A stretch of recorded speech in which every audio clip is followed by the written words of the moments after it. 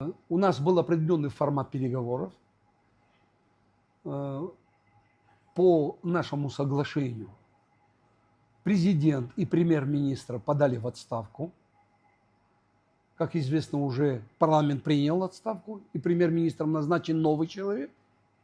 Что касается генерального прокурора, когда этот вопрос поднялся, мы сказали, категорически мы рассматривать этот вопрос не будем, ибо это прерогатива парламента, тем более, что полномочия генпрокурора подходит в декабре месяце, и парламент будет это решать. На что спикер парламента тут же подтвердил, да, это вопрос парламента, и мы будем на парламенте рассматривать. И на этом наши переговоры закончились.